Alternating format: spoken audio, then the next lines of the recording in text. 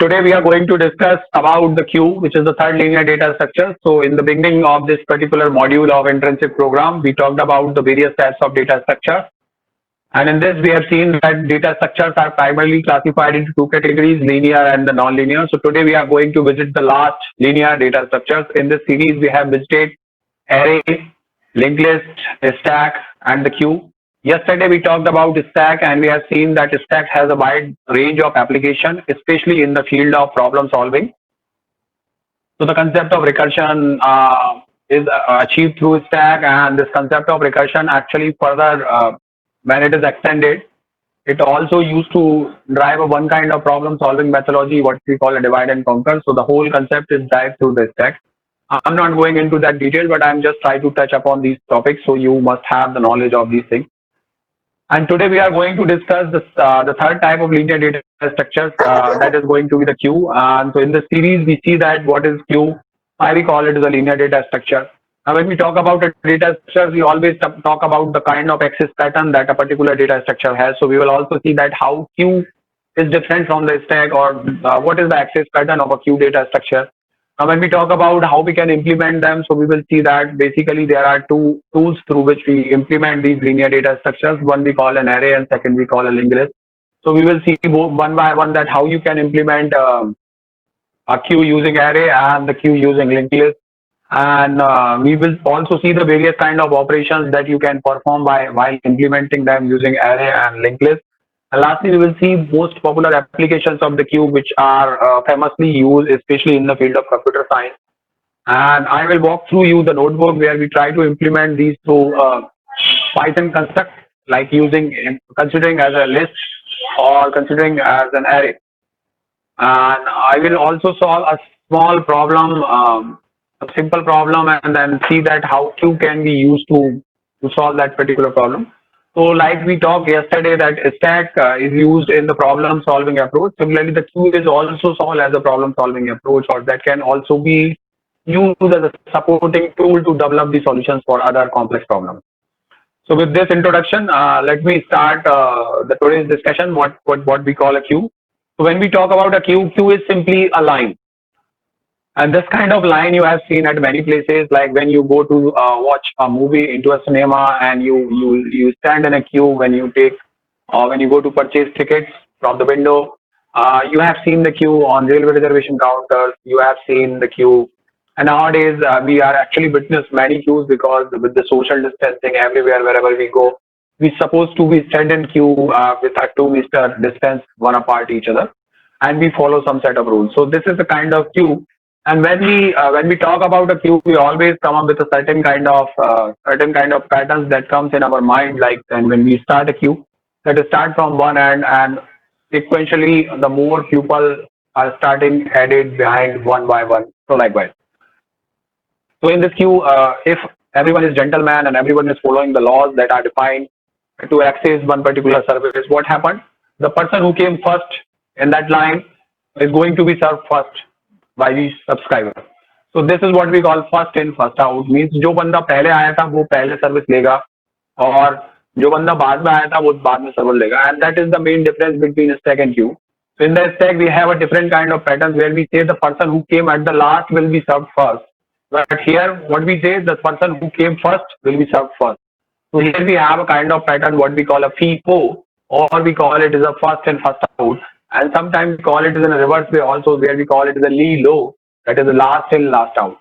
So when we compare stack and queue, the basic comparison that you can make is based on the access pattern that you have on the element of these two different data structures.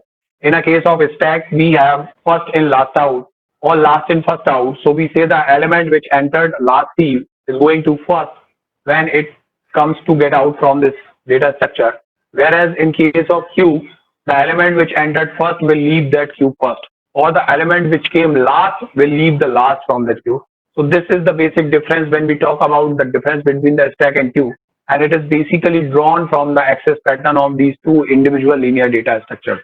So when we talk about queue, you can see this is a simple queue, and queue is going to follow the two access pattern. Basically it is a one, but we call it by two different terms, what we call a first in first out or last in last out.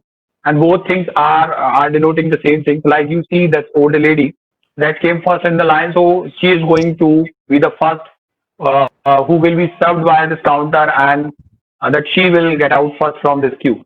So this is kind of thing, and the lady which is at the end, because she joined this queue at a very last moment, so she is going to be the last person served by the counter.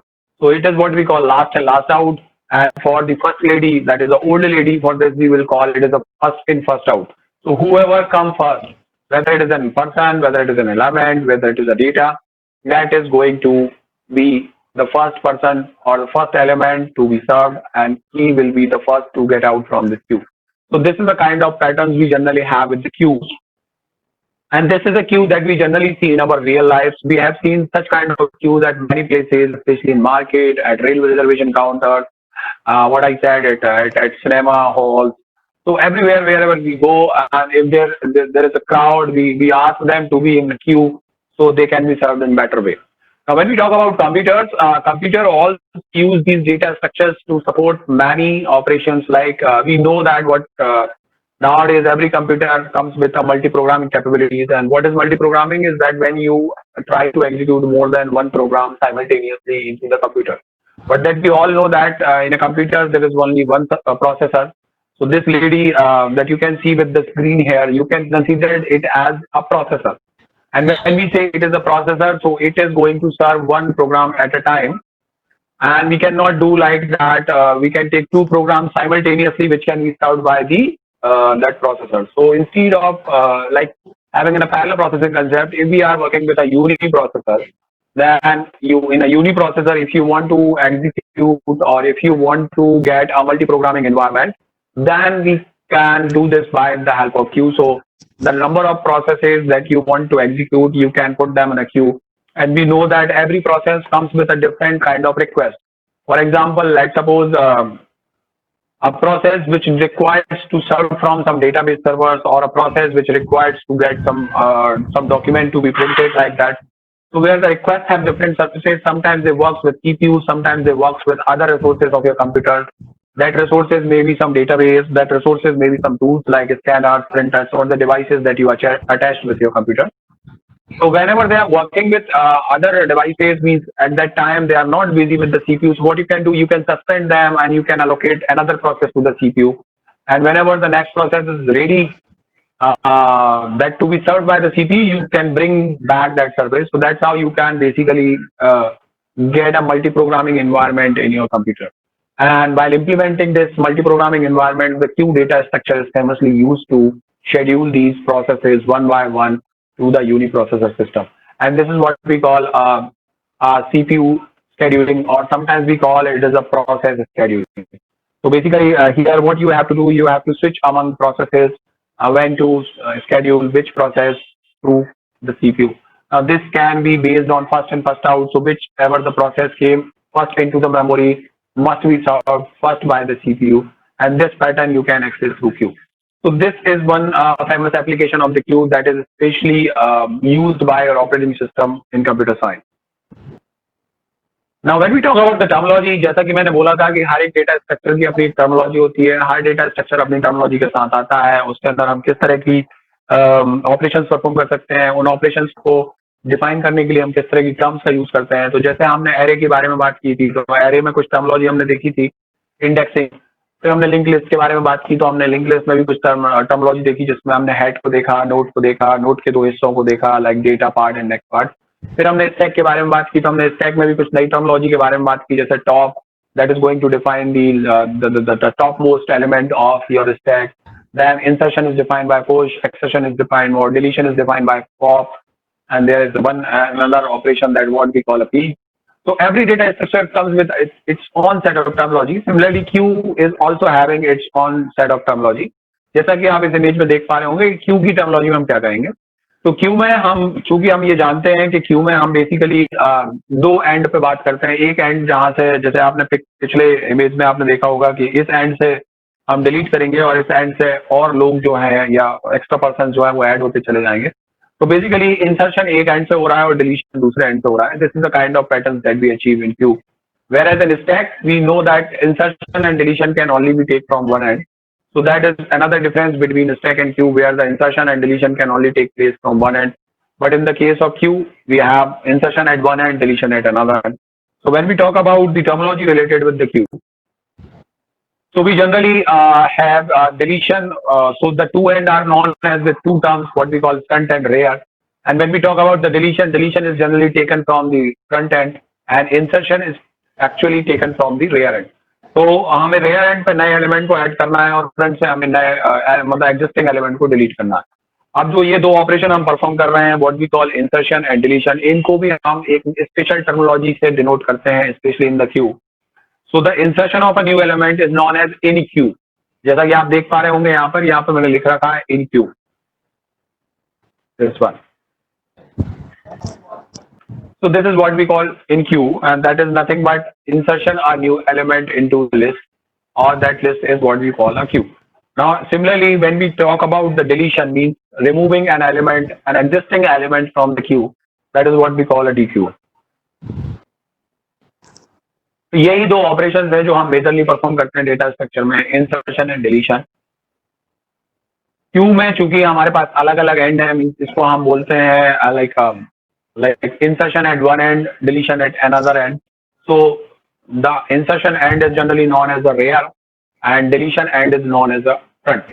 तो front से हमें delete करना है, rear से हमें new element को add करना है. ये terminology आप ध्यान रखिएगा. Now when we talk about the different types of queue, so queue has a family and it has really a very wide range of families. इस stack में हमने देखा था कि इस stack में एक ही तरह का stack होता है और उसकी कोई families नहीं होती. बट हमने जैसे लिंक लिस्ट में देखा कि लिंक लिस्ट की फैमिलीज होती हैं, लाइक सिंपली लिंक लिस्ट होती है, डबली लिंक लिस्ट होती है और सर्कुलर लिस्ट होती है. उसी तरीके से हमारे पास क्यू की भी फैमिली है, और हम बेसिकली अगर देखें तो हमारे पास चार तरह के मेजर क्यू होते हैं, जिसको हम एक सिंपल क्यू बोलेंगे, that's the normal Q, and that has a normal pattern of accessing, like एक एंड से इनपुट जाना है, एक एंड से आउटपुट जाना है, या ये कहूँ कि एक एंड से इंसर्ट करना है, दूसरे एंड से डिलीट करना है, and they are all following the same pattern, first in first out और last in last out. That is what we call a simple queue. और जब हम सिंपल क्यू की बात करते हैं तो जैसे हमने देखा था like in the case of simple link list, कि हम केवल फॉरवर्ड मूवमेंट कर सकते हैं, हम हेड से स्टार्ट होकर एंड की तरफ जा सकते हैं, हम कभी लौट के नहीं आते. तो this is a simple kind of simply link list that can be used to implement simple queue, जहां पर आप एक एंड से इनपुट दें और दूसरे एंड से आप डिलीट करना शुरू कर सकते हैं. दूसरे तरह का क्यू जो होता है, जैसे आप देख पा रहे हैं डबली एंडेड क्यू. अगर हम अपने क्यू को और फंक्शनलिटी देना चाहें और इसका पैटर्न देना चाहें तो हम ऐसा कर सकते हैं कि हम दोनों एंड से इंसर्ट कर सकते हैं और दोनों एंड से हम डिलीट कर सकते हैं. तो जब हम बात करते हैं दोनों एंड से डिलीट करना और दोनों एंड से बात करना, तो आप ये मान के चलिए कि अब हम फ्रंट और रेयर के बारे में बात नहीं करें, क्योंकि क्यू एक लीनियर पैटर्न में आता है, तो हम इसको लेफ्ट और राइट समझ सकते हैं. तो हम ऐड फ्रॉम लेफ्ट कर सकते हैं, ऐड फ्रॉम राइट कर सकते हैं, डिलीट फ्रॉम लेफ्ट कर सकते हैं और डिलीट फ्रॉम राइट कर सकते हैं. तो basically see what is the difference between list and queue? As I said, a list has a random pattern of insertion and deletion. Queue has a specific pattern, जहाँ पर आप एक and से input कर सकते हो और दूसरे एंड से डिलीट कर सकते हो. आप इससे ये नहीं कर सकते हो कि आप बीच में आके इंसर्ट कर दो या बीच में से आप निकाल लो. But we make the versatile versions of these things, and that's why we have a different family of the queue.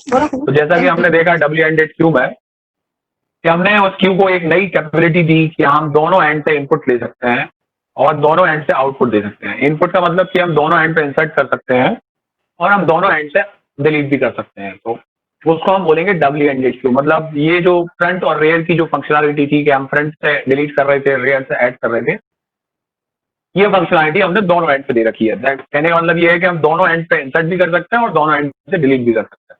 तो यहाँ वो फ्रंट और रेयर का जो कंसेप्ट है उसको हम हटा देते हैं, क्योंकि जनरली जब हम सिंपल क्यू की टर्मिनोलॉजी में समझते हैं तो हम ये मानते हैं फ्रंट से हमें डिलीट करना है और रेयर से हमें इंसर्ट करना है. अब चूंकि हमने डबली एंडेड क्यू बना दिया है, and we have the capability to insert at both end and we have the capability to delete from both end. So like these both end can be termed as the left hand and the right hand. So we simply look for the left, add right, delete left, delete right. So these are the terminology we can further extend, especially with the queue of doubly ended queue. Now अगला जो queue है वो है circular queue, and this is coming that especially when we talk about circular linked list. तो जैसा कि हमने देखा था कि हम एक circular linked list बना सकते हैं, जहां पर कि हम जो लास्ट नोड है उसके नेक्स्ट में हम फर्स्ट यानी जो हेड जिसको पॉइंट कर रहा है फर्स्ट नोड का रेफरेंस दे सकते हैं. तो वो एक तरह का सर्कल क्रिएट हो जाता है. तो यहाँ भी हम एक सर्कुलर क्यू बना सकते हैं जो कि आपके रेयर और फ्रंट को जैसा कि आप इमेज में देख पा रहे हैं, पॉइंट आउट करते हुए आगे तक चला जाए. Now the difference between the rear index and the front index is basically give you the total number of elements present in the queue. And now that's how they can start moving one by one. अगर ये दोनों pointer front और rare केवल एक ही location को point कर रहे हैं, इसका मतलब ये है कि उसमें केवल एक ही एलिमेंट है. ध्यान रखना, अगर फ्रंट और रेयर एक ही जगह है तो इसका मतलब ये होगा सर्कुलर क्यू में केवल एक ही एलिमेंट होगा. अगर रेयर की वैल्यू फ्रंट की वैल्यू से ज्यादा है तो हम ये मानेंगे कि जो क्यू है वो एम्प्टी है, उसके अंदर कोई भी एलिमेंट नहीं है. और अगर rear minus front equal to maximum length है तो हम ये मानेंगे कि सर्कुलर क्यू पूरी तरीके से भरा हुआ है. Now you can not add more element in that. I am repeating what I just said कि अगर फ्रंट और रेयर दोनों एक ही इंडेक्स को पॉइंट कर रहे हो, फ्रंट और रेयर अगर दोनों एक ही इंडेक्स को पॉइंट कर रहे हो तो हम ये मान के चलते हैं कि क्यू में केवल एक एलिमेंट है. अगर फ्रंट और रेयर दोनों एक ही इंडेक्स को पॉइंट कर रहे हैं तो उसमें एक एलिमेंट है. अगर फ्रंट की वैल्यू रेयर की वैल्यू से कम है तो हम ये मान के चलेंगे, सॉरी फ्रंट की वैल्यू अगर रेयर की वैल्यू से ज्यादा है तो हम ये मान के चलेंगे कि एम्प्टी क्यू है और अंडरफ्लो रेज कंडीशन होगी. और अगर हम देखें कि रेयर माइनस फ्रंट करें, कि जो रेयर का इंडेक्स है और जो फ्रंट का इंडेक्स है अगर हम उसको माइनस करें और अगर हम उसको equal to maximum length of the queue रखें तो हम ये मान के चलेंगे कि कंडीशन जो है वो ओवरफ्लो की आ रही है, आपका क्यू जो है वो फुल है, आप उसमें और एलिमेंट ऐड नहीं किए जा सकते. And then comes what we call an special case of priority queue. तो जैसा कि हम बात कर रहे थे कि हमारे पास जो लिंक लिस्ट है, हमने लिंक लिस्ट में देखा कि ये मोस्ट वर्सेटाइल डेटा स्ट्रक्चर है जिसमें आप फ्रंट में ऐड कर सकते हो, आप बैक में ऐड कर सकते हो, आप इन बिटवीन ऐड कर सकते हो, आप फ्रंट से डिलीट कर सकते हो, आप बैक से डिलीट कर सकते हो, आप इन बिटवीन डिलीट कर सकते हो. क्या ये सारे गुणों के साथ हम क्यू में आ सकते हैं क्या? तो अगर हमने बोला कि हम फ्रंट से ऐड करेंगे और बैक से डिलीट करेंगे, सॉरी हम बैक से ऐड करेंगे और फ्रंट से डिलीट करेंगे तो सिंपली क्यू बन गया, आपका सिंपल क्यू बन गया. अगर हमने बोला कि हम दोनों एंड से डिलीट करेंगे और दोनों एंड से इंसर्ट करेंगे तो हमारा डब्ल्यू एंडेड क्यू बन गया. फिर अगर हम बात करें कि हम इन बिटवीन भी डिलीट कर सकते हैं तो ये प्रायोरिटी क्यू हो गया. तो प्रायोरिटी क्यू बेसिकली क्या होगा कि आप लोग जैसे डॉक्टर के यहाँ कभी जाते हैं तो आपने देखा होगा डॉक्टर के यहाँ भी क्यू लगी रहती है, लेकिन सडनली मान लो कोई एक इमरजेंसी केस आता है तो डॉक्टर बाकी सारे मरीजों को छोड़ के उस इमरजेंसी केस को देखने लगता है. मतलब एक ऐसा एलिमेंट जो क्यू के नॉर्मल पैटर्न को ब्रेक करके एग्जिट हो जाए उसको हम एक प्रायोरिटी क्यू पैटर्न की तरफ ले जाएंगे. नाउ ये नॉर्मल पैटर्न ब्रेक तब होगा जब जो नया एलिमेंट आया है it is having a higher priority than the existing element. अब यहाँ बात आई what is the priority. So priority is basically a kind of extra value that we give to the element that decides the importance of that element. तो priority एक तरीके की extra value के साथ हम दे रहे हैं जो कि उसकी इंपॉर्टेंस को डिफाइन कर रही है कि वो कितना इंपॉर्टेंट है या नहीं है. अगर वो अपनी इंपॉर्टेंस की वजह से पहले सर्व किया जाता है और इस तरह के पैटर्न को अगर हमें किसी क्यू में देना हो तो हम उसको प्रायोरिटी क्यू बोलते हैं. जैसा कि आप देखेंगे यहाँ पे कि आप देखेंगे कि यहाँ हम नॉर्मल क्यू की बात कर रहे थे, एक फ्रंट है एक बैक है, मतलब रेयर है, रेयर में हम इनपुट डाल रहे हैं, फ्रंट से हम डिलीट कर रहे हैं. लेकिन सडनली एक हायर प्रायोरिटी एलिमेंट आया जिसको हमने यहाँ से इंसर्ट कर दिया, यानी इसको प्रायोरिटी की बेसिस पे हमने पहले ऐड कर दिया, या हम कहते हैं कि हम प्रायोरिटी की बेसिस पे इसको पहले सर्व करने लेगा. तो that is basically queue that is the access pattern of the element is defined by the priority of a particular element on it. तो जैसा कि आप देख पा रहे हैं यहाँ पे the element with the highest priority gets out first. तो कई बार की सिचुएशन ऐसी होती है जहां पर कि हमें जो सर्विस है आपके एलिमेंट की वो उनकी प्रायोरिटी की बेसिस पे देना पड़ती है. Specially it happens when we work with interrupt service routine. तो आप देखेंगे कि आपके कंप्यूटर में काफी सारी रिक्वेस्ट जाती हैं, उनमें से कुछ रिक्वेस्ट इंटरप्ट रिक्वेस्ट भी होती हैं, और जिनको नॉलेज है कंप्यूटर हार्डवेयर का वो जानते होंगे कि इंटरप्ट भी दो तरह के होते हैं, मास्केबल और नॉन मास्केबल. और फिर हम नॉन मास्केबल इंटरप्ट की तरफ चले जाते हैं तो कुछ अर्जेंट इंटरप्ट होते हैं और कुछ नॉन अर्जेंट इंटरप्ट होते हैं. तो अगर मान के चलो आपके पास एक सर्विस रूटीन तैयार किया हुआ है जो basically that is used to serve the interrupt request, suddenly that is containing the list of interrupt, those need to be served by CPU. लेकिन एक ऐसा इंटरप्ट आता है जिसकी प्रायोरिटी बहुत ज्यादा है, जैसे कि मान लो आपकी हार्ड डिस्क क्रैश कर जाती है, कोई रीसेट बटन जनरेट हो जाती है, तो उस समय पर वो इंटरप्ट सबसे पहले सर्व होगा. तो without looking for the order of that particular interrupt, that interrupt is automatically passed to the CPU and that is to be served first. And this is what we call a actual application of priority Q specially in operating system, जहां पर कि हम interrupt service routine को execute कराते हैं। Now priority queue जो होते हैं वो प्रोसेस, जैसे हमने मल्टी प्रोग्रामिंग प्रोसेस शेड्यूलिंग के बारे में बात की थी, वो वहां पर भी यूज किए जाते हैं। तो मल्टी प्रोग्रामिंग शेड्यूलिंग की अगर हम बात करें तो हमारे पास दो तरह की प्रोसेस होती हैं, एक को हम यूजर प्रोसेस बोलते हैं, एक को हम सिस्टम प्रोसेस बोलते हैं। और जब हम इन दोनों प्रोसेसेस की प्रायोरिटी के बारे में बात करते हैं तो ऑब्वियसली सिस्टम प्रोसेसेस जो होती है वो हायर प्रायोरिटी पे होती है as compared to the user processes. तो let suppose you are maintaining a list of various processes, उनमें से कुछ सिस्टम प्रोसेसेस हैं और कुछ यूजर प्रोसेसेस हैं, और उनको आप one by one like CPU को allocate कर रहे हैं। So because the system processes have higher priorities than user processes, so whenever they entered into the priority queue, they need to be served first. तो वो pattern भी basically हम priority queue के through ही implement करते हैं। तो priority queue is an important aspect and your operating system that is also a program that provides you the whole management of computer hardware and resources. Basically, it uses this data structures to maintain the list and serve those resources or those requested accordingly based on their behavior.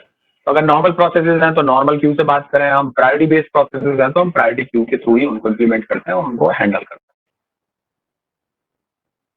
Now, when we talk about the implementation, so this is about the terminology of the queue. So we come to know the basic terminologies like rear and front and in queue and dequeue. And now we have seen the families. So basically, we have four types of queue like simple queue, doubly ended queue, and circular queue, and the priority queue. And when we talk about the implementation, obviously we have two tools through which we can implement them. Either we can implement through array or we can implement through linked list. जैसा कि हम कई बार discuss कर चुके हैं और फिर मैं इस बात को रिपीट कर रहा हूँ कि फंडामेंटली हमारे पास पाइथन में एरे नहीं होती है, तो हम एरे का जो पैटर्न है वो लिस्ट के थ्रू अचीव करते हैं। तो हम लाइक लिस्ट के थ्रू ही उस क्यू को भी इम्प्लीमेंट करेंगे। और यहाँ पर जब हम बात करते हैं the implementation of the Q using array, especially in the field of Python, that is different from the implementation of queue using array in C and C++. तो C और C++ में जो एरे होती है वो फिक्स एरे होती है, जो कि हम समझते हैं कि what is an array that comes with a fix size and comes with a fix index, जहाँ पे इंडेक्स हमेशा 0 से स्टार्ट होगा और वो n-1 तक जाएगा। तो हम क्या करते हैं कि इनिशियल जब हम क्यू को इनिशियलाइज करते हैं तो आपका रेयर और फ्रंट पॉइंटर को हम लाइक -1 पे सेट करते हैं, और जैसे ही हम एक एलिमेंट ऐड करते हैं तो हम फ्रंट और रेयर पॉइंटर को एडवांस कर देते हैं और उसको 0 पे सेट कर देते हैं। फिर अगर हम इनपुट ऐड करते जाते हैं तो हम रेयर पॉइंटर को एडवांस करते हैं, और अगर हम एलिमेंट डिलीट करते जाते हैं तो हम फ्रंट पॉइंटर को इंक्रीमेंट करते चले जाते हैं। मतलब एक एक करके आप इस तरीके से आगे बढ़ जाएंगे। इस फेज में अगर हम चीजों को देखेंगे तो चूंकि हमारी एरे फिक्स है specially in the field of C, तो धीरे धीरे करके क्या होगा कि जो आपका रेयर पॉइंटर है वो उसकी लास्ट लिमिट पे पहुंच जाएगा। जैसे मान के चलो अगर हमने 10 साइज की एरे ली है तो वो उसके 9th इंडेक्स पे पहुंच जाएगा। अब 9th इंडेक्स पे पहुंच गया तो जैसे ही हम उसको आगे बढ़ाने की कोशिश करेंगे तो वो पॉसिबल नहीं है, क्योंकि एरे में साइज लिमिटेड होती है और अब जो रेयर इंडेक्स है वो और आगे नहीं जाएगा। और आपको ये महसूस होगा कि भाई आपका जो क्यू है वो फुल हो गया। लेकिन सपोज करो कि जब आप इंसर्ट कर रहे थे एलिमेंट और वो 9th इंडेक्स पे पहुंचा तो बीच में कुछ एलिमेंट डिलीट भी हो गए, तो आपका फ्रंट भी 0 पे स्टार्ट हुआ था, लेकिन जब आपका फ्रंट 0 पे स्टार्ट हुआ, आपने एक एलिमेंट किया तो फ्रंट 1 पे आ गया, दूसरा एलिमेंट डिलीट किया तो फ्रंट 2 पे आ गया, तीसरा एलिमेंट डिलीट किया तो फ्रंट 3 पे आ गया। तो अब फ्रंट इंडेक्स जो है वो 3rd इंडेक्स पे है और रेयर इंडेक्स जो है वो 9th इंडेक्स पे है। तो आपके पास 0, 1 और 2 ये 3 लोकेशन खाली है। लेकिन चूंकि आपका रेयर इंडेक्स जो है वो लास्ट इंडेक्स को फोकस कर रहा है, तो it suppose to know like कि आपका क्यू जो है वो फुल हो गया। लेकिन रियलिटी में वो क्यू जो है वो फुल नहीं हुआ है, क्योंकि अभी भी उसमें 0, 1 और 2 लोकेशन जो वो खाली है, क्योंकि आपके पास 10 लोगों को खड़े करने की जगह है और अभी केवल 7 लोग ही उसमें खड़े हुए हैं। So these kind of problem basically exist when you implement queue using array in C. इस चीज को रिमूव करने के लिए हमने क्या किया कि हम उस रेयर को अगर 0, 1, 2 खाली है तो हम वापस से रेयर को 0 पे लेके आ सकते हैं और फिर हम 0th लोकेशन पर ऐड कर सकते हैं। क्योंकि फ्रंट अभी 3 पे है तो डिलीट 3 से होगा, फिर 4 से होगा, फिर 5 से होगा, फिर 6 से होगा, इस तरीके से बढ़ते हुए चला जाएगा। तो ये जो एक पैटर्न हमने देखा कि हम वापस से रेयर को 0th इंडेक्स पे ले आए, this is basically a circular queue. तो ये कंसेप्ट सी और C++ में एग्जिस्ट करता है, क्योंकि वहां पर हम लाइक एरे की बात करते हैं जो कि एरे प्रॉपर्टीज के साथ आते हैं, जहाँ पे साइज कांस्टेंट होती है और जहाँ पर कंटिन्यूस मेमोरी एलोकेशन की हम बात करते हैं। लेकिन जब हम बात करते हैं लिस्ट की, तो लिस्ट बेसिकली डायनेमिक कह रहे हैं। तो अगर आप जीरोथ इंडेक्स को मान लो डिलीट कर देते हो, तो ऑटोमेटिक वो जीरोथ इंडेक्स भी डिलीट हो जाएगा और जो एलिमेंट फर्स्ट इंडेक्स पे था वो अब जीरोथ इंडेक्स से डिनोट होने लगेगा। तो ये जो प्रॉब्लम जो बेसिकली फेस कर रहे थे हम कहाँ सी और सी प्लस प्लस इम्प्लीमेंटेशन में, वो प्रॉब्लम ऑटोमेटिकली रिमूव हो जाती है पाइथन इम्प्लीमेंटेशन में। तो वहां पर आपको ये सर्कुलर पैटर्न देने की जरूरत नहीं पड़ती और आप देखेंगे कि आप ऑटोमेटिकली इफिशिएंटली इम्प्लीमेंट करते हुए चले जाएंगे। The only thing which is required to know the maximum length, mean जब हम एरे का प्रीबेस लेके आना चाहते हैं कि आपका क्यू फुल हुआ है कि नहीं हुआ, और we are talking about the overflow condition और लाइक दैट, तो हम ये कर सकते हैं कि हम रेयर पॉइंटर और फ्रंट पॉइंटर के बीच का डिफरेंस ले लें, मीन उन दोनों के इंडेक्स का डिफरेंस ले लें, और अगर वो मैक्सिमम एलिमेंट के बराबर है, then you can say that your queue is full and now more elements cannot be added into that, and now you can raise the condition of overflow. So this is basically the kind of implementation which is different from the kind of implementation we have in C++ and the kind of implementation that we have in Python. So there are two different ways, and this is due to that we do not have any fundamental concept of array in Python. So basically we try to achieve the nature of array through list in Python, and list is a dynamic array जहाँ पर index भी dynamically change होते हैं, वो static नहीं होते। अगर आप जीरो इंडेक्स को डिलीट करते हो तो जो फर्स्ट इंडेक्स एलिमेंट है वो जीरो इंडेक्स पे आ जाएगा, क्योंकि वो पूरा का पूरा डिलीट होने वाला है। तो यहाँ इंडेक्स जो होते हैं वो डायनेमिक होते हैं और अपडेट होते चले जाते हैं। तो यहाँ वो सर्कुलर क्यू वाला जो कंसेप्ट निकल के आ रहा था वो लाने की जरूरत नहीं है। ना जब हम लिंक लिस्ट को जब हम क्यू को लिंक लिस्ट से इम्प्लीमेंट करते हैं तो आप देखेंगे कि इस तरह की कोई प्रॉब्लम है ही नहीं है। We don't have any concept of overflow because link list की कोई लिमिटेड साइज नहीं होती है। We can grow it as many number of nodes as we want, so that can be extended. Now, only thing that you need to record is like you need to record two pointers, one we call a rear pointer and we call a front pointer. तो front pointer पे हमको DQ करना है, मतलब delete करना है element को, और रेयर पॉइंटर पे हमको इंसर्ट करना है। तो जब भी एक नया एलिमेंट ऐड होगा हम rear point, so these are the two patterns we will talk when we talk about the code also, कि how we can implement this. So these are the two different way of implementing a queue. और यहाँ पर वो circular pattern अगर चाहिए आपको तो आप दोनों को रखें, because we already know that how we can implement a circular link list. जैसे ही उसको सर्कुलर लिंक लिस्ट से इम्प्लीमेंट करेंगे तो आपको सर्कुलर क्यू का पैटर्न भी मिल जाएगा। तो यहाँ पर जब हम लिंक लिस्ट के थ्रू इम्प्लीमेंट करते हैं तो I guess this is really very easy. और जब हम डब्ल्यू एंडेड क्यू की बात करते हैं तो चूंकि हमें पता है कि हम लिंक लिस्ट में फ्रंट में भी ऐड कर सकते हैं, बैक में भी ऐड कर सकते हैं, फ्रंट से भी डिलीट कर सकते हैं, बैक से भी डिलीट कर सकते हैं, और ये ही पैटर्न है डब्ल्यू एंडेड क्यू का। तो अगर हम उनमें से जो भी हमने एक कोड बनाया था, अगर आप लोगों को याद हो, जहां पर मैंने बोला था कि हमें insert at beginning, insert at end और insert in middle, delete at beginning, delete at end and delete in middle, इन दोनों में अगर हम डिलीट इन मिडिल और इंसर्ट इन मिडिल फंक्शंस को उचका देते हैं, मान लो उसको नहीं रखते हैं, तो जो लिंक लिस्ट बची वो आप डब्ल्यू एंडेड क्यू की तरह यूज की जा सकती है। So that's how we can make it really very simple, that how we can implement a W-ended queue using a list having a capability of inserting at one end, deleting at same end, insert at another end, and deleting from the same end. So that's how you can achieve the W-ended queue while implementing a W-ended queue also. So linked list is the most favorable choice when you go to implement any of the data structure, whether it is a stack or whether it is a queue. And these are the various operations that we perform. जैसा कि हमने terminology में भी देखा था कि हमारे पास कौन कौन से ऑपरेशंस हैं। तो जैसे हमने स्टैक के बारे में बात किया था कि स्टैक पे कौन कौन से ऑपरेशंस होते हैं, उसी तरीके से हम क्यू के बारे में देख रहे हैं यहाँ पे कि हमारे पास क्यू के कौन कौन से ऑपरेशंस है। तो स्टैक में भी हमारे पास पॉपुलरली बेसिकली तीन ऑपरेशंस थे, जहां पर हम इंसर्शन कर रहे थे, हम डिलीशन कर रहे थे, और जहां पर हम टॉप एलिमेंट की इन्फॉर्मेशन ले रहे थे, जिनको हम पुश, पॉप और पीक बोलते हैं। वैसे ही यहाँ पर भी इन ऑपरेशंस को हम नई टर्मिनोलॉजी के साथ लेके आते हैं, जिनको हम बोलते हैं EQ when we want to insert a new item into the queue, EQ when we want to delete item from the queue. It's full, this is the kind of information that we want to know to raise the overflow condition. Okay, so let's come back to the discussion where we were discussing about the various kind of operations that we can carry over the queue. So as I said, in queue is similar to the insertion. When we want to add a new item into the queue data structure, so we call it as a new term, what we call an in queue. And because here we are adding a new element, so that items can be termed, that elements can be termed as the item, so it will come with one argument. जैसा कि हमने push में भी देखा था, push में भी हम एक value argument pass करते हैं, that is the element that you want to insert into the data structure. DQ, as we know that if it is a simple queue, it will be like it will be deleted from the front. तो जो भी front पे element होगा हम उसको delete कर देंगे. That can be achieve by calling the function dq. Then is full. This kind of condition basically exists when we implement a queue using array, and we know that array is having a characteristic that its size is constant, and we cannot have more element as it is defined through its size. So like अगर आपके उतने element पूरे हो चुके हैं तो आपको इस फुल कंडीशन में देना है कि yes, and then we can raise the overflow condition. Now is empty is like if the queue is not having any like set of element within it, then we make it is just true. And length is basically nothing but a number of elements or number of items or the number of values present in the list at present time. These are the basic 5 operations or 5 terms that we generally look when we talk about queue operations. And this is a simple simulation that how the inqueue methods is used to insert the element in the queue. So as you can see, this the first slide, or so the first strip that you can see, it is an empty queue.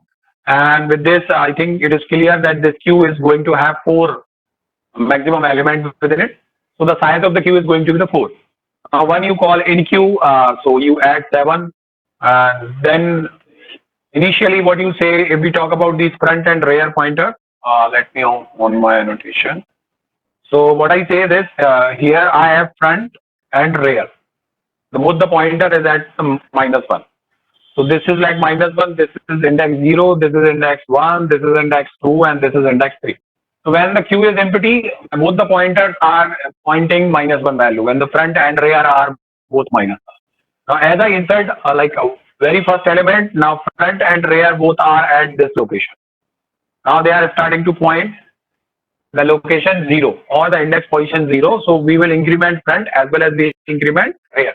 Now after the first element, whenever a new element enters into the queue, we only increment the rear. So front is still at 7 and rear is incremented, and it is now pointing to the second location, which is 4. Now the third is like front is here, rear is pointing here. So whenever a new point, new element comes, we will increment the rear and then we will insert. So basically that's how we point out these two values. So if you perform any delete operations like dq, so we know that dq is performed through front. So you see front is still pointing the 7. So whenever we say we are deleting an element, the 7 will be deleted first. And when you delete the 7, the front is also incremented by 1. So now it is starting to point this next element, which is the 4 one. So that's how these pointers play during the execution of queue operations. Now this is dq. Here I have taken different examples like front and back. So as we have discussed, the deletion will take from the front. If we make a dq, this element has gone and your front is pointing to the next location, which is the B. And if you perform another dq, this will gone and now the front will start pointing this C. Very much similar. So that's you perform dq operation one by one.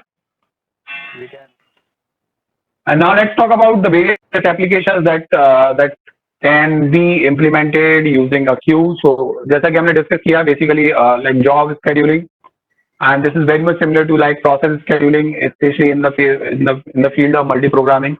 यहाँ पर job scheduling का मतलब ये है कि it's not related with the programs. Jobs can be anything like कि हमें print job कराना है, हमें scanning कराना है, हमें multiple pages को, जैसे आप देखते होंगे कि हम photocopy machine पे जाते हैं तो वहाँ एक के बाद एक वो स्कैन करके प्रिंट करता चला जा रहा है और हम कई सारे प्रिंटिंग कमांड एक साथ दे सकते हैं.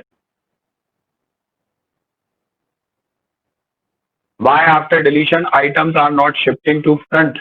Instead pointer had to be shifted. See, this is the philosophy of array, जो कि मैं बोल रहा था कि जब हम C और C++ में काम करते हैं array में, तो हम इंडेक्स को डिलीट नहीं कर पाते क्योंकि array जो होती है वो स्टैटिक होती है और वो 0th इंडेक्स से स्टार्ट होगी. Okay, but especially in Python, when we implement these array concepts using list, list जो होती है वो डायनामिक एरे होती है, तो यहाँ पर आपके इंडेक्स भी शिफ्ट होंगे आइटम के साथ साथ, तो वो पॉइंटर ऑटोमेटिकली शिफ्ट होते चले जाएंगे. जब अपन नोटबुक डिस्कस करेंगे तब ये चीज और क्लियर होगी मोशन. तो मैं बात कर रहा था जॉब्स की. तो अगर हम आप एक ही प्रिंटर पर एक के बाद एक 2-3 जॉब प्रिंट करने दें तो वो जॉब स्केड्यूल होंगे, जिस ऑर्डर में आपने उनको कमांड दिया है वो उसी ऑर्डर में अपने पेजेस को प्रिंट करेगा. The second is keyword buffering. So sometimes you see a person is very much fast, especially by pressing keys, and your system is not that much responsive. तो keyboard के पास भी एक buffer होता है that records की कौन सी की पहले प्रेस की गई है, उसके बाद कौन सी की प्रेस की गई है, ताकि जब वो सिस्टम तक रिक्वेस्ट लेके जाए तो अकॉर्डिंगली वो कमांड टाइप हो जाए. तो this is what we call keyboard buffer. Printer queue हम डिस्कस ही कर चुके हैं, मल्टी प्रोग्रामिंग हम डिस्कस कर चुके हैं, इंटरप्ट रिक्वेस्ट हम डिस्कस कर चुके हैं. तो ये कुछ पॉपुलर एप्लीकेशंस हैं जो बेसिकली हम क्यू के थ्रू इम्प्लीमेंट करते हैं, और ये सारी एप्लीकेशन ऑपरेटिंग सिस्टम किसी ना किसी वे में आपके सिस्टम में इम्प्लीमेंट किए हुए हैं, और ये सब कुछ इम्प्लीमेंट हो रहा है with the help of Q data structure. So this is all about the theory of the queue. In this theory, we come to know that queue is the third linear data structure, and that has a different access pattern as compared to the stack. तो stack में हम एक ही and पे insert करते हैं, एक ही and पे delete करते हैं, बट नॉर्मल क्यू में हम एक एंड से इंसर्ट करते हैं और एक दूसरे एंड से डिलीट करते हैं. तो बेसिकली यहाँ पर हमारे पास दो एंड फ्लेक्सिबिलिटी है, जहाँ पर हम एक से इंसर्ट कर सकते हैं, दूसरे से एग्जिट कर सकते हैं. फिर जब हम इन चीजों को और आगे बढ़ाते हैं तो हमने देखा कि क्यू की फैमिली है, जहाँ पर कि अलग अलग तरह के क्यूज हैं. लाइक हमारे पास एक सिंपल क्यू है, हमारे पास डब्ल्यू एंडेड क्यू है, हमारे पास सर्कुलर क्यू है, हमारे पास प्रायोरिटी क्यू है. And when we talk about the operations, तो वही इंसर्शन वही डिलीशन आपके पास ऑपरेशन है. And to know some details about the queue, like whether it is full or is it empty, and what is the length of, means the number of elements present in this queue. So these are some way through which like we can like implement queue. And now I would like to tell you one more thing, that queue can also be implemented. तो हमने देखा कि queue के मैंने implementation के दो ही aspect दिखाए आपको, कि queue या तो like array से implement किया जा सकता है या linked list से implement किया जा सकता है, लेकिन क्यू को हम स्टैक से भी इम्प्लीमेंट कर सकते हैं. Okay, now let's move towards the notebook. आज हम क्यू को इम्प्लीमेंट करने वाले हैं. क्यू हमारा थर्ड और लास्ट लीनियर डेटा स्ट्रक्चर है. पहले हम इसको एरे के थ्रू इम्प्लीमेंट करेंगे, फिर हम इसको लिंक लिस्ट के थ्रू इम्प्लीमेंट करेंगे, फिर हम डब्ल्यू एंडेड क्यू को भी इम्प्लीमेंट करने की कोशिश करेंगे, और फिर हम इसके ऊपर एक छोटी सी प्रॉब्लम देखेंगे और कैसे एक एब्स्ट्रैक्ट डेटा टाइप की तरह जब हम इसको यूज करेंगे तो उस प्रॉब्लम को हम सुलझा पाते हैं कि नहीं सुलझा पाते. तो जैसे कि मैंने बोला था कि पाइथन में एरे का कोई कंसेप्ट नहीं होता है, और वो एरे का जो कंसेप्ट है हम बेसिकली लिस्ट से अचीव करते हैं, और लिस्ट एक डायनेमिक एरे की तरह आप ले सकते हो. तो हमने एक क्लास बनाई, क्योंकि we are talking in terms of abstract data type queue, और इसके अंदर हमने तीन बेसिकली पैरामीटर्स रखे. एक लिस्ट रखी जिसके अंदर की हम क्यू एलिमेंट को स्टोर करेंगे, उसका नाम हमने क्यू ही रखा है. दूसरा length, that records the number of elements in the Q, and that is basically the size of the Q. And third is the maximum length. Here you can see the maximum length we are simply putting just to raise the overflow condition, क्योंकि वो एक overflow like the limitation of array को denote करना है, जहाँ पर कि हम अपनी क्यू की साइज को more than number of elements grow नहीं कर सकते, तो वो maximum length है. तो ये तीन पैरामीटर के साथ हमने अपने क्यू को डिफाइन किया हुआ है. पहली है Q, that is a list. Second is length, that is the present number of element in the queue. And maximum length, that is the maximum number of elements that can be in the queue. सबसे पहले हम ये init constructor define करते हैं, that will take a maximum length that defines the size of your array, जो कि हम use कर रहे हैं. तो ये क्यू एक लिस्ट को डिफाइन करेगी और मैक्सिमम लेंथ को इनिशियलाइज कर देगी. फिर जो ऑपरेशंस हमने देखे थे इस फील्ड, तो अगर जो लेंथ ऑफ द क्यू है वो 0 के बराबर है तो हम ये कहेंगे कि आपका क्यू इज एम्प्टी है, ट्रू हो जाएगा. इज फुल फंक्शन, अगर length of the Q maximum length के बराबर है तो हम कहेंगे कि आपका क्यू जो है ओवरफिल है, अब इसमें और एलिमेंट ऐड नहीं कर सकते. फिर बात करते हैं इन क्यू की.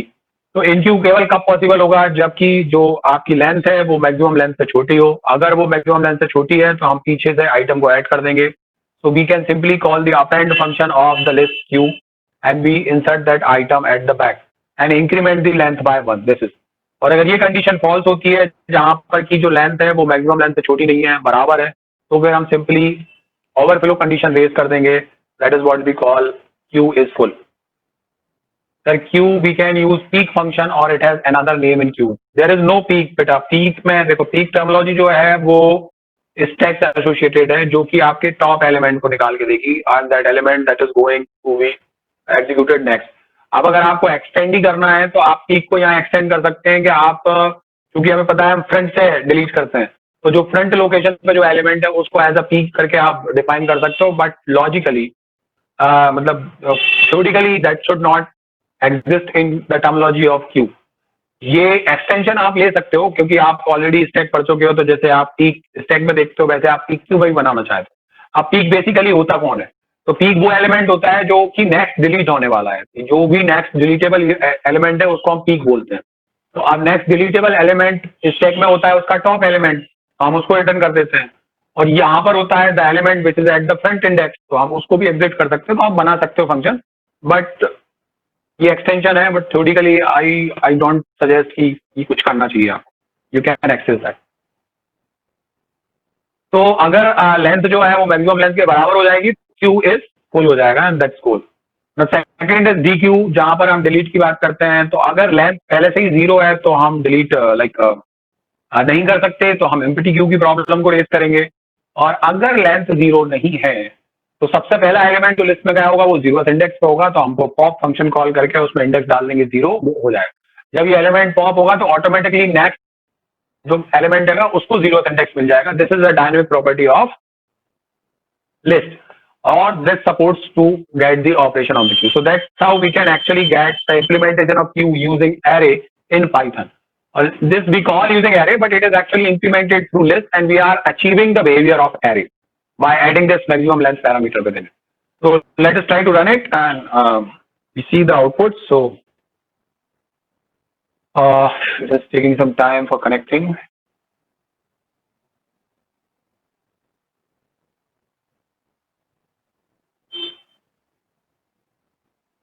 Okay, now connected. Okay. तो यहाँ पर मैंने एक ऑब्जेक्ट बनाया है जो इस एब्स्ट्रैक्ट डेटा टाइप के क्लास क्यू का है। इसमें मैंने 5 डाला है, इसका मतलब ये हुआ कि इस क्यू की जो मैक्सिमम लेंथ होगी वो 5 होगी। तो यहाँ एक ऑब्जेक्ट बन गया queue, that is abstract data type queue. Now it has the access pattern of the queue कि आप एक एंड से इनपुट करेंगे और एक एंड से डिलीट करेंगे, तो इसके हाथ आप फर्स्ट इन फर्स्ट आउट मिल जाएगा। हमने पॉप इसलिए यूज किया है क्योंकि ये स्टैक का ऑपरेशन नहीं है, ये लिस्ट का ऑपरेशन है। जब हमने लिस्ट के बारे में पढ़ा था तो हमने देखा था लिस्ट के पास एक मेथड होती है पॉप, जो कि उस एलिमेंट को डिलीट करने के लिए यूज होती है। इसके अंदर हम इसको आप पॉप, ये जो पॉप जो फंक्शन जो हम देख रहे हैं डी क्यू में, इसको आप स्टैक से कंफ्यूज ना हो, ये बेसिकली मेथड ऑफ लिस्ट है। ओके, क्योंकि क्यू जो है वो लिस्ट है। तो यहाँ पर हमने 5 साइज का एक क्यू बनाया। पहले हमने इसमें 1 इंसर्ट किया, फिर 2 इंसर्ट किया, फिर 3 इंसर्ट किया, फिर 4 इंसर्ट किया, फिर 5 इंसर्ट किया। फिर हमने उस क्यू को प्रिंट कराने की कोशिश की, जो हमने प्रिंट क्यू फंक्शन लिखा है यहाँ पे।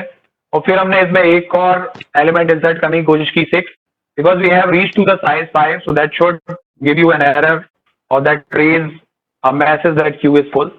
ये लाइन जब एग्जीक्यूट होगी तो ये क्यू को प्रिंट करेगी, दैट इज 1 2 3 4 5। ये रेयर एंड है, ये फ्रंट एंड है, मतलब पहले डिलीट होने वाला 1 है। उसके बाद जैसे ही हम इसमें 6वां एलिमेंट डालेंगे ये क्यू इज फुल नाम की एरर दे देगी। अब चलिए मैं दिखाता हूँ कि डिलीट ऑपरेशन कैसे परफॉर्म होगा इसमें। मैं एक और कोड सेल देता हूँ। आप देखेंगे यहाँ डी क्यू ऑपरेशन लिखा हुआ है, तो हम इसके थ्रू कॉल करते हैं क्यू डॉट डी क्यू। तो जैसे हम डी क्यू कॉल करेंगे उसके बाद हम फिर से प्रिंट कराते हैं।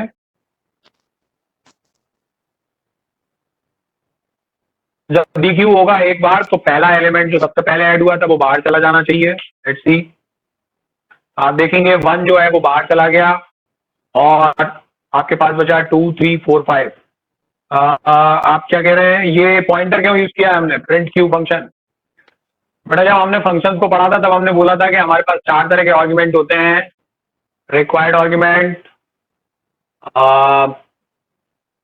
Default argument, variable length argument, function as argument. तो ये जो वेरिएबल लेंथ आर्ग्यूमेंट है, जहां पर आपको साइज पता नहीं होती कि कितने नंबर ऑफ एलिमेंट जब होते हैं, तो हम इस पॉइंटर रेफरेंस के थ्रू या एस्टेरिस्क साइन से यूज करते हैं। तो चूंकि dynamically number of element change होने वाले हैं क्यू में, इसलिए हम इसको वेरिएबल आर्ग्यूमेंट के फॉर्म में लेते हैं और इसको पास कर रहे हैं। ये जब मैंने फंक्शंस और मॉड्यूल्स के बारे में डिस्कस किया था तब बताया था इसको, इफ यू कैन रिमेंबर। तो आपने देखा जैसे हमने डी क्यू को कॉल किया तो यहाँ से 1 चला गया। अब अगर मान लो मैं फिर से डी क्यू कॉल करता हूँ और मैं फिर से प्रिंट करता हूं,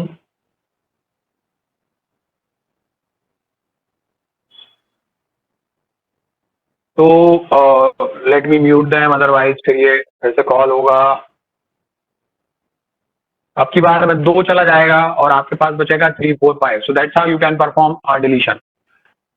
ये था एरे इम्प्लीमेंटेशन ऑफ क्यू, या हम क्यू को एरे से कैसे इम्प्लीमेंट कर सकते हैं। फिर जब हम बात करते हैं लिंक लिस्ट की, तो हम लिंक लिस्ट की टर्मिनोलॉजी में वापस चले जाते हैं, जहां पर कि हम लिंक लिस्ट के थ्रू क्यू को इम्प्लीमेंट करने की कोशिश करते हैं। तो यहाँ आप देखेंगे कि जब हम लिंक लिस्ट के थ्रू इम्प्लीमेंट करते हैं, तो सबसे पहले तो हमें लिंक लिस्ट को इम्प्लीमेंट करना पड़ेगा। और लिंक लिस्ट जो इम्प्लीमेंट होती है वो नोट्स के फॉर्म में होती है। सबसे पहले हमने एक क्लास नोट्स बनाई, and now I guess you should be familiar with these terms. और हर एक नोट को हमने दो वैल्यू दी हैं, लाइक एक उसका डेटा और एक उसका नेक्स्ट रेफरेंस फील्ड, जिसको हम नेक्स्ट बोलते हैं। तो जब भी हम नोट क्रिएट करेंगे वो हमेशा दो वैल्यू के साथ क्रिएट होगा। एक में हम नोट डाल सकते हैं, सॉरी वैल्यू डाल सकते हैं, एलिमेंट डाल सकते हैं, डेटा डाल सकते हैं, और उसके दूसरे फील्ड में हम उसका रेफरेंस फील्ड बना सकते हैं।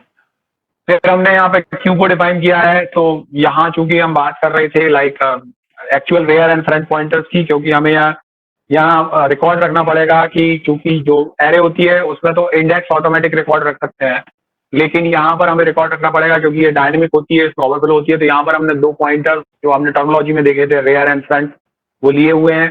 जब भी हम लाइक क्यू को इनिशियलाइज करेंगे, उसका ऑब्जेक्ट क्रिएट करेंगे, तो उसकी लेंथ 0 होगी क्योंकि उसके अंदर अभी कोई एलिमेंट नहीं है, और उसका फ्रंट और रेयर जो होगा वो नन को पॉइंट कर रहा होगा सिंपली। तो ये आपका कंस्ट्रक्टर है जो क्यू को इनिशियलाइज करेगा। उसके बाद लाइक हमने देखा कि लेंथ पैरामीटर के बेसिस पे हम इज एम्प्टी डिक्लेयर कर सकते हैं। Now talk about in Q.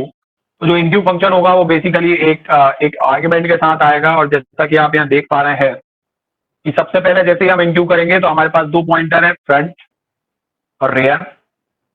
Okay, दोनों में अभी नन है।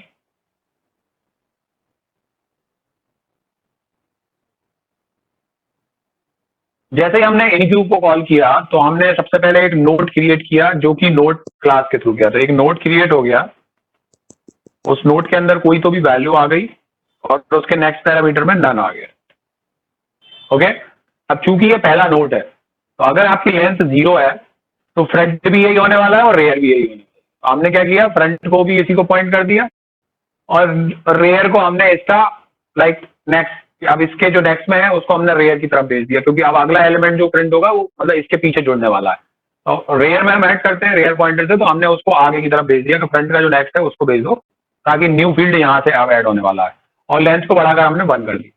अगर मान लो उसमें पहले से भी एलिमेंट है, तो अब यहाँ पे फ्रंट होगा, और मान लो एक और एलिमेंट होगा तो ये इसको रेफर कर रहा होगा, या मान लो 4 होगा। तो अब इस समय पर रेयर जो होगा वो कहाँ, यहाँ कहीं पॉइंट कर रहा होगा। तो उस समय पर हमने क्या करेंगे, रेयर नोट जो है वो हम निकाल रहे हैं सेल्फ डॉट रेयर से। तो सबसे पहले तो हमने रेयर नोट का पता किया, तो रेयर नोट आपको यहाँ मिल गया। फिर हमने रेयर नोट के नेक्स्ट में न्यू नोट को डाल दिया। तो जो न्यू नोट हम इंसर्ट करने लेके आए हैं उसको रेफरेंस पॉइंटर दे दिया, किसको, रेयर को, sorry this one. Okay, self dot rear को हमने क्या कर दिया, रेयर नोट दे दिया, और लेंथ को बढ़ा के हमने आगे कर दिया। तो रेयर अब इसको पॉइंट करने लगा इंस्टेड ऑफ दिस। तो बेसिकली ये दो पॉइंटर्स हैं जो कि लास्ट और फर्स्ट नोट को पॉइंट कर रहे होंगे। That is what simple, this is what we call enqueue. When we talk about DQ, तो DQ में हम रेयर को, जैसे हम यहाँ पर रेयर को मॉडिफाई कर रहे थे इन इंसर्शन, डिलीशन में हम फ्रंट को मॉडिफाई करेंगे, रेयर को मॉडिफाई नहीं करेंगे। क्यों? क्योंकि डिलीशन जो होता है वो फ्रंट से होता है। तो आप देखेंगे यहाँ पे इस केस में हम फ्रंट पॉइंटर को मॉडिफाई कर रहे हैं, ना कि रेयर को मॉडिफाई। तो रेयर को नहीं टच करना है, केवल फ्रंट को टच करना है। फ्रंट को एडवांस कर देना है न्यू नोड पे जब भी हम डिलीट परफॉर्म करेंगे। तो ये दो ऑपरेशन हो गए, enqueue and dequeue, specially when you are implementing with the help of link list. And this is simply a print queue that is used to print. So first I will run this cell.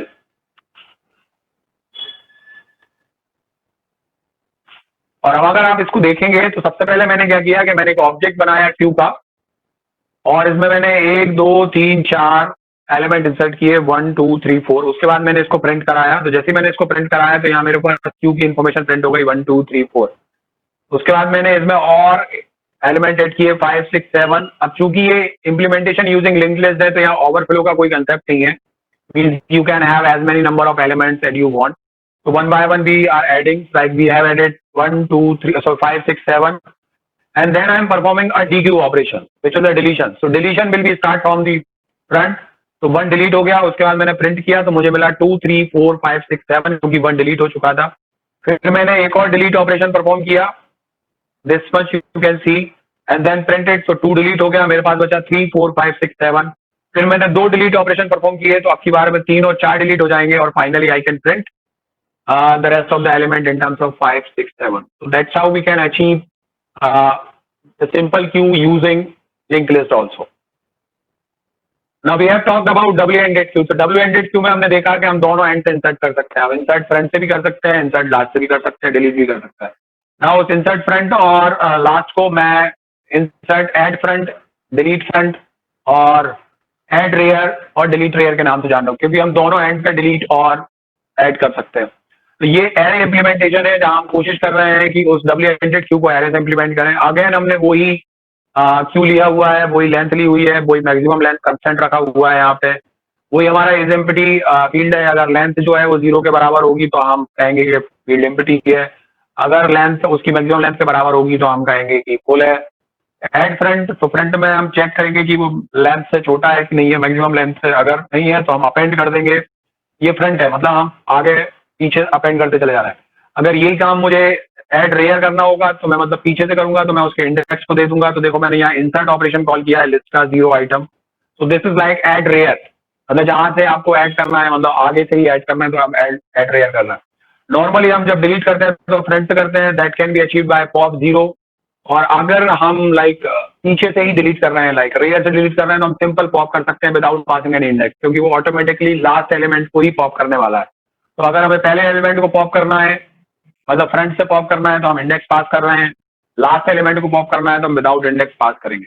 Actually जब हम add करने जाएंगे, तो जब हम append करेंगे तो automatically पीछे अपेंड होना है, कुछ नहीं करना है. लेकिन अगर हमें आगे अपेंड करना है तो हम उसका इंसर्ट फंक्शन कॉल करेंगे लिस्ट का और उसको इंडेक्स के साथ दे देंगे. Pop method removes the last element in Python. Yes, list का लास्ट एलिमेंट निकाल देगी पॉप मेथड, इसलिए हम अलग कर रहे हैं. लेकिन अगर मैं इसमें इंडेक्स अप्लाई करूं तो वो इंडेक्स वाले एलिमेंट को निकालेगी. तो जब हम डिलीट फ्रंट करते हैं बेसिकली, तो हम 0 देंगे, मतलब हमें आगे से डिलीट करना है. और अगर हमें पीछे से डिलीट करना है तो हम केवल पॉप कॉल करेंगे, उसमें इंडेक्स पास नहीं करेंगे. तो ये डिलीट रेयर हो जाएगा, बाकी सब कुछ एज इट इज है. तो आप देखेंगे यहाँ पर हम कॉल कर रहे हैं फिर से queue. Okay, I need to run previous cell. Okay, सबसे पहले हमने फ्रंट में ऐड किया 2, फिर हमने फ्रंट में ऐड किया 3, फिर हमने फ्रंट में ऐड किया 4. अब यहाँ ध्यान रखना, हम फ्रंट से ऐड कर रहे हैं. नॉर्मली हम जो ऐड करते हैं वो रेयर से करते हैं, तो वो एक के बाद एक चले जाते हैं. फिर हमने रेयर से ऐड किया 1. मतलब सीक्वेंस क्या बनना चाहिए, आप इमेजिन करो जरा. 2, 3, 4, ये तो हो गए आपके एडिशन फ्रॉम द फ्रंट.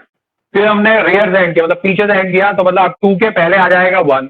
और फिर रेयर से एंड किया तो 0 1 के भी पहले आ जाएगा, क्योंकि अब हम दूसरे एंड से इंसर्ट करने लगे हैं. फिर हमने प्रिंट किया तो आप देखेंगे कि पहले जब हम एड प्रिंट कर रहे थे तो हमें बिल्कुल सही सीक्वेंस मिल रहा था 2, 3, 4. मतलब 2 के बाद 3 ऐड हुआ, 3 के बाद 4 ऐड हुआ. लेकिन जैसे ही हमने अपना एडिशन एंड चेंज किया या इंसर्शन एंड चेंज किया, मतलब रेयर हो गए, तो फिर हम 2 के पहले आ गए और फिर हम 1 के भी पहले आ गए.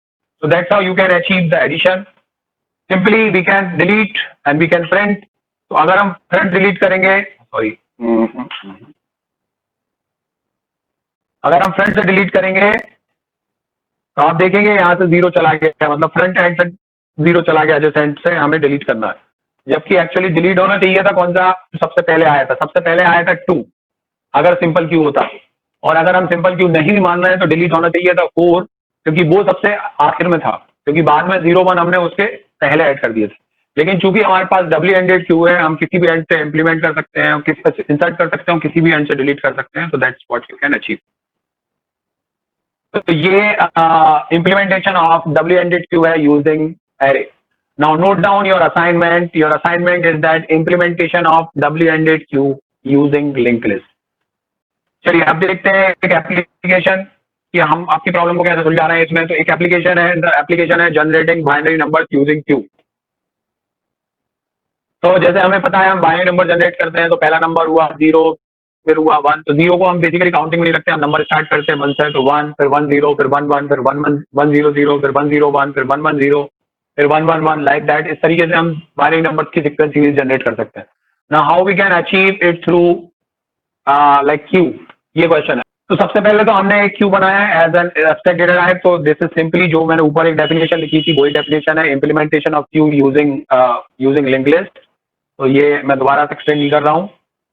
ये वो फंक्शन है जिसमें हम क्यू की हेल्प यूज करके हम sequence of binary number generate कर सकते हैं. तो ये जनरेट नाम का मैंने फंक्शन बनाया है जिसके अंदर एक इंटीजर पैरामीटर देना है कि आपको कितने नंबर तक के बाइनरी नंबर जनरेट करना है. आपको 8 तक चाहिए, 10 तक चाहिए, 12 तक चाहिए, 15 तक चाहिए, 20 तक चाहिए, 40 तक चाहिए, कितने चाहिए तो वहाँ एन आप दे सकते हैं। Now how we are implementing it this, so we are starting our number with 1. सबसे पहले हमने एक ऑब्जेक्ट बनाया क्यू का, तो जैसे ही हम ऑब्जेक्ट बनाएंगे तो एक एब्स्ट्रैक्ट ऑब्जेक्ट तैयार हो जाएगा, that is based on this definition. Let me run it first. ये क्यू बन गया और उसमें हमने सबसे पहले एक स्ट्रिंग को ऐड कर दिया, दैट इज 1। तो अभी आपके क्यू में केवल एक ही वैल्यू है और वो वैल्यू है 1। अब मुझे जितनी भी सीरीज जनरेट करना है, मतलब जितने भी नंबर जनरेट करना है, उसके लिए मैंने एक लूप लगाया, that goes from I in range n, so that automatically start from 0 to 15 अगर n is equal to 16 है, 9, मतलब टोटली ये उतने नंबर ऑफ इटरेशन देगा जितने नंबर ऑफ बाइनरी नंबर हमें जनरेट करना है। हमें क्या करना है, यहाँ से फ्रंट एक वेरिएबल एक्सट्रैक्ट करना है जो वेरिएबल होगा dq and we make it as a string, because हम इसको बाइनरी स्ट्रिंग की तरह प्रिंट करने वाले हैं, तो मैंने इसको टाइप कास्ट कर दिया स्ट्रिंग में और ये dq कर दिया। हम धीरे धीरे करके अपने क्यू में वो स्ट्रिंग ऐड करते चले जाएंगे। हमें पता है कि स्ट्रिंग कैसे बनती है, तो अगर पहला नंबर 1 है, अगला नंबर होगा 10, अगला नंबर होगा 11, तो हम उसी नंबर में पहले स्ट्रिंग में ऐड कर रहे हैं। आप देखेंगे ये फ्रंट जो है वो स्ट्रिंग है, जब मैं स्ट्रिंग में कोई भी स्ट्रिंग ऐड करूंगा तो वो कॉनकैटिनेट हो जाएगी, मतलब अगला नंबर ऑटोमेटिकली क्या बन जाएगा 10, उसका अगला नंबर बन जाएगा 11। जब हम वापस लौट के जाएंगे तो यहाँ 10 जो है उस नंबर में जब 0 ऐड होगा तो वो हो जाएगा 100, और उसी नंबर में जब 1 ऐड होगा तो वो हो जाएगा 101। तो लाइक वाइज इस तरीके से सीक्वेंस ऑफ नंबर्स बनते चले जाएंगे और वो क्यू में ऐड होते चले जाएंगे, जिनको हम बाद में प्रिंट भी कर सकते हैं 1 by 1। तो ये एक सिंपल सी फंक्शन डेफिनेशन लिखी है मैंने, जिसमें हम कितने भी बाइनरी नंबर जनरेट कर सकते हैं with the help of Q. ये फंक्शन को मैंने कंपाइल किया और जैसे मान के चलो मैं यहाँ पे देता हूँ 20, मुझे 20 बाइनरी नंबर चाहिए। लेट्स सी, आप देख पा रहे होंगे यहाँ पे पहला नंबर हो गया 1, 0 काउंट मत करना क्योंकि हम नंबर 1 से स्टार्ट कर रहे हैं। तो 1, अगला हो गया 10 विच इज 2, अगला हो गया 11 विच इज 3, अगला हो गया 100 which is 4, then 101, then 110, then 111, then 100, 1001, 1010, 1011, 110, 00, likewise you get total 20 numbers in this series। तो ये एक सिंपल सी एप्लीकेशन हमने समझाने की कोशिश की with the help of queue, जहां पर हमें बाइनरी नंबर जनरेट करना था, series of binary number generate करना था, जो कि हमने यहाँ पर किया। We can not sort the queue, क्योंकि क्यू में हम शॉर्टिंग वॉर्टिंग जैसी चीजें नहीं पढ़ते हैं बेटा। Q is the different kind of data structure. Purpose समझा करो, करने को तुम कुछ भी कर सकते हो, क्योंकि हमने उसको लिस्ट से इंप्लीमेंट किया है, तो जो लिस्ट के साथ कर सकते हो वो भी कर सकते हो। फिर मैं वही कहूंगा क्या करना चाहिए, क्या, that's the big question. We can do many things, but do we really need to do that, that's the big question.